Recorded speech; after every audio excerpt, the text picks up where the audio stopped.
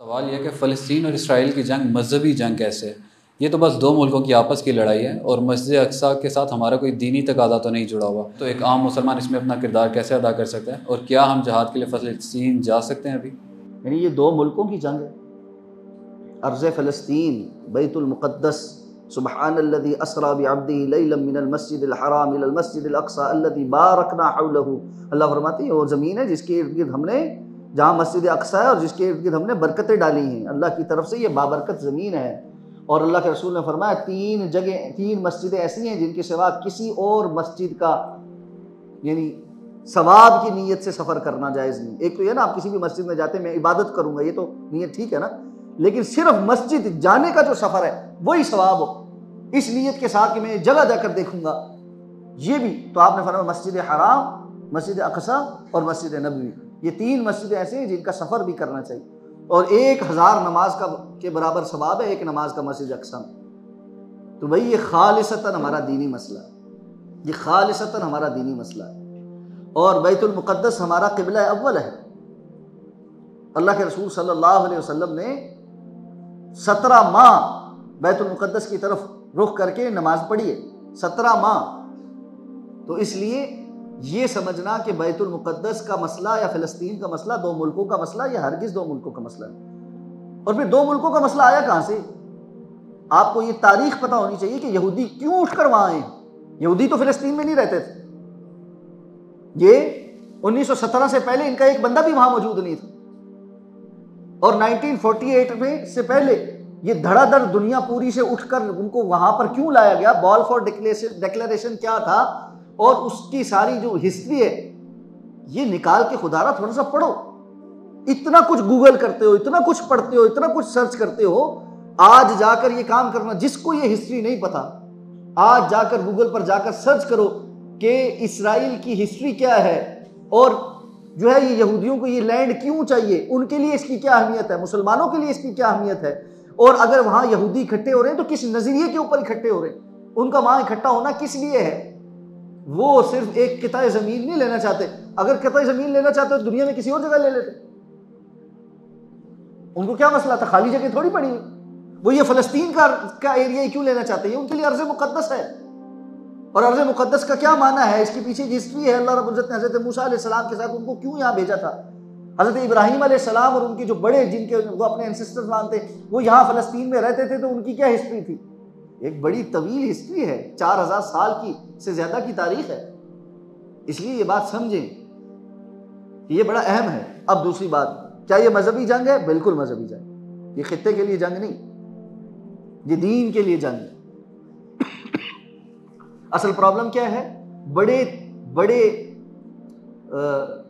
Technically जो है ना, वेस्ट ने और वेस्टर्न मीडिया ने और यहूदी मीडिया ने, क्योंकि पूरी दुनिया का मीडिया तो ओवरऑल ज़्यादातर वो कंट्रोल करते हैं। जब ये मामला शुरू हुआ था सबसे पहले शुरू में, तो उस वक्त इंटरनेशनल मीडिया पे ये बात आती थी कि ये प्रॉब्लम जो है, ये कज़िया, ये फ़लस्तीन और अरबों का मसला है। इसका मतलब ये है पूरी दुनिया में जो नॉन अरब्स रहते हैं उन्होंने पहले ही ना एक नैरेटिव ऐसा बयान किया कि इनका तो इशू ही नहीं है ना, ये तो हमसे बात ही ना करें इसमें। फिर कुछ अरसे के बाद उन्होंने क्या कहना शुरू किया, ये कज़िया सारे अरबों का भी नहीं है, इसराइल का प्रॉब्लम इसराइल और मिडल ईस्ट जो है ना, शर्क़ औसत, उनके जो ममालिक है, इनका ये मसला। फिर कुछ अरसे के बाद इंटरनेशनल मीडिया पे ये शुरू हुआ कि फ़लस्तीन का मसला ये इसराइल और फ़लस्तीन के या इसराइल के इर्द गिर्द जो उसके नेबरिंग कंट्रीज़ है ना, ये उनका मसला है। तो और बहुत सारे मुल्क निकल गए, यानी पीछे रह गया मिस्र, उर्दन, लबनान।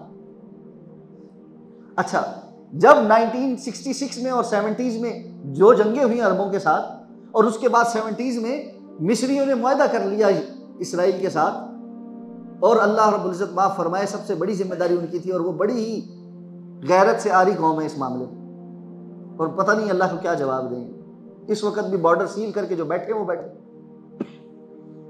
तो उस वक्त एक और बात शुरू हुई और उन्होंने कहा जी कि ये तो अब जो हमारे मुआहदा हो गया उर्दन के साथ भी, हमारा मुआहदा हो गया मिस्र के साथ भी, तो अब जो मसला है वो इसराइल और फ़लस्तीन का मसला। ठीक हो गया। यानी निकालते निकालते उम्मत मुस्लिमा को धक्के दे दे कि उन्होंने इस प्रॉब्लम से एक तरह से इंटरनेशनल दुनिया को यह बावर कराया कि इनका तो प्रॉब्लम ही नहीं। फिर उन्होंने क्या कहना शुरू किया, अब उन्होंने कहा जी कि इसराइल का और एक छोटे से मिलिटेंट ग्रुप हमास का यह मसला है, फिलिस्तीन जो वेस्ट बैंक वाला उसको तो कोई इशू ही नहीं, उनके साथ कोई थोड़ी हम लड़ रहे।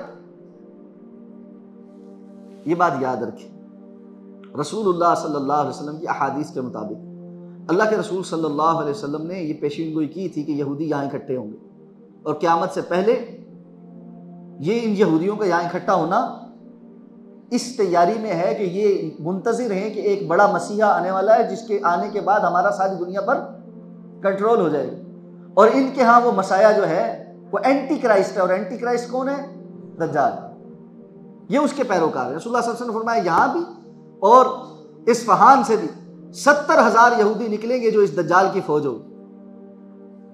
गूगल पे सर्च करना कि इसराइल के बाद सबसे ज्यादा यहूदी कहाँ बसते हैं, ये होमवर्क दे रहा हूं, ठीक है।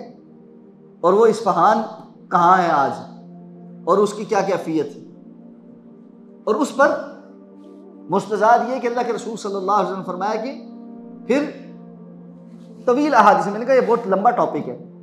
अबवाबुल मलाहिम के नाम से मुहद्दिसीन किराम ने हदीस की तमाम किताबों में अबवाब बांधे हैं, जंगों का बयान। अल्लाह के रसूल सल्लल्लाहु अलैहि वसल्लम ने क़यामत से पहले बड़ी बड़ी जंगों का जो है ना तज़किरा किया।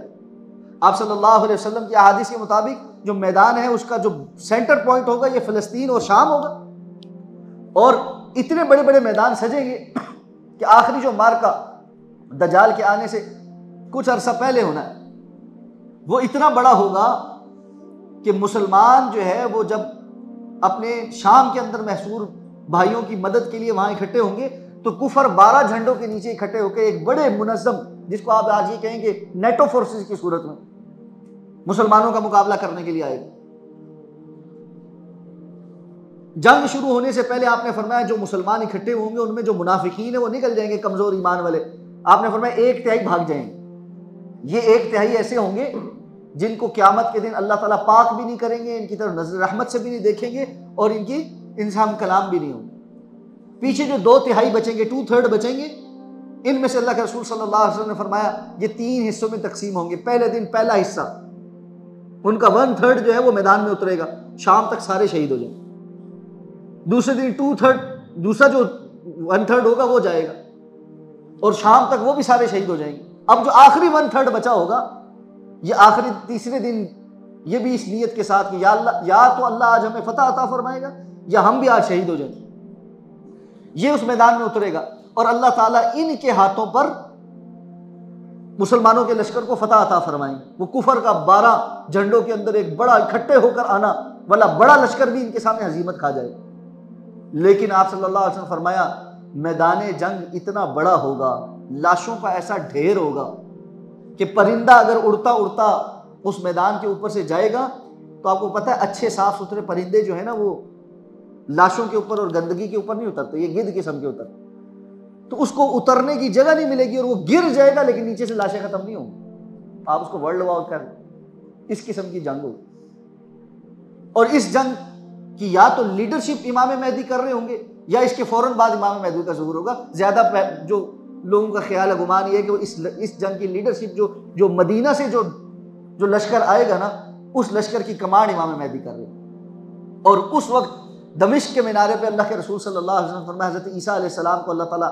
मबूस फरमाएंगे, 2 फरिश्तों के कंधों पर उन्होंने हाथ रखा हुआ होगा और उनके बालों से पानी इस तरह टपक रहा होगा जिससे ताज़ा बंदा गुस्ल करके आता।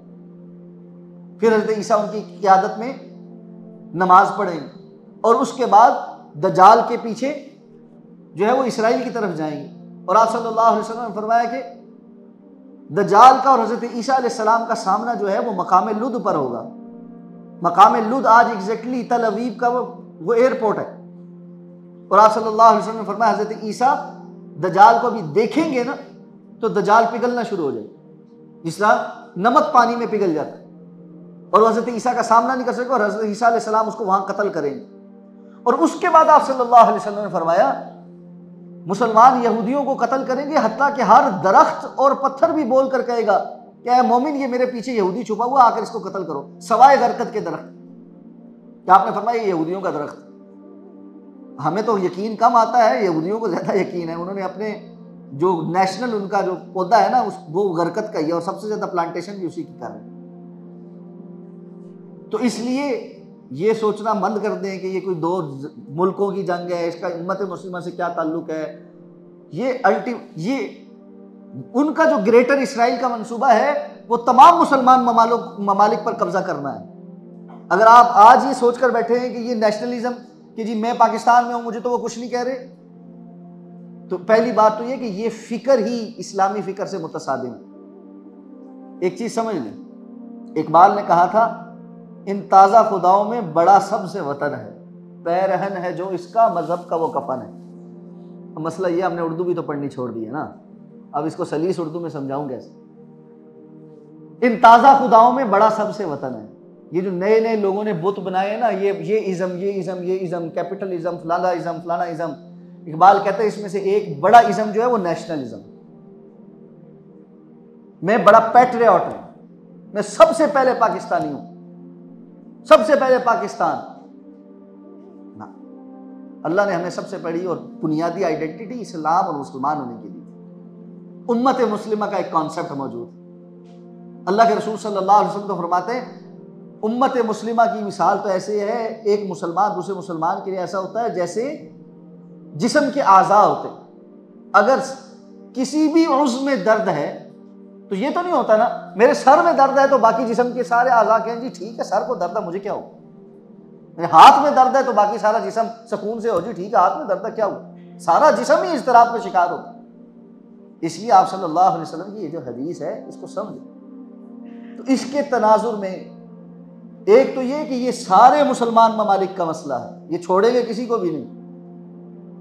उस तनाजुर में देखते हैं तब भी बचत नहीं है, और इस्लाम के तनाजुर में देखें तो कहीं मुसलमान पिस रहा है, वो सारे मुसलमानों का मसला है। वो किसी और मुल्क का और उस किसी और पासपोर्ट का मसला नहीं, वो उम्मत मुस्लिमा का मसला। अब आ गई बात जिहाद की कि जिहाद फ़र्ज़ है। जिहाद तो फ़र्ज़ ही है, जिहाद की शुरूत है, उसके मामलात हैं, उसके अगर कभी मौका मिले तो एक लेक्चर है यहीं अलुदा में ही रिकॉर्ड हुआ है, AIM के जो स्टूडेंट्स थे उनके लिए, इंटरनेट पे मौजूद है। आप जो है वो अलुदा इंस्टीट्यूट फॉर मैन की जो फेसबुक पेज है या जो यूट्यूब पे जो उसकी वीडियोज़ हैं उनको अपलोड करें और उसको सर्च करें, उसमें जाकर लिखें इस्लाम में तसव्वुर जिहाद शेख अबू बकर, तो वो वीडियो आपके सामने आ जाएगी। वो लेक्चर है, लंबा लेक्चर है, 1.5 घंटे से ऊपर का है कि इस्लाम में जिहाद का तसव्वुर है क्या, लफ्ज़ जिहाद होता क्या है, इसकी कितनी डायमेंशंस हैं और जिहाद के क्या क्या तकाज़े हैं। क्योंकि उसको आप पूरा बयान करना, मैंने कहा ये बहुत लंबा सवाल आपने कर लिया मुझसे, लेकिन भाई हम जो आम मुसलमान हैं, मेरे नज़दीक तो हमने जिहाद किया हुआ है, और वो ये कि हमने, अल्लाह के रसूल ने फरमाया बंदा खुद जाकर जिहाद करे या मुजाहिद तैयार करे। तो हम सब तो अपना टैक्स पे करके, अपना पेट काट के, सब कुछ करके मुजाहिद तैयार करते हैं। पाकिस्तान आर्मी जिसका लोगो ही है वजाहिदू फी सबिलिल्लाहि हक्का जिहादी, तो वो हमने तैयार किए हैं। एटम बम भी बनाया है, मिसाइल भी बनाए हैं, एक से एक टेक्नोलॉजी बनाई है। अब जिहाद उनको करना, ये जो प्राइवेट जिहाद है ना, इससे कभी खैर नहीं निकलती। ये एक जो इंस्टीट्यूशन होता है, बाज़ाब्ता जो निज़ाम होता है, वो उसी की जिम्मेदारी होती है। तो दीन ने जिसकी जिम्मेदारी लगाई है उसका काम है और उसको वो अदा करना चाहिए।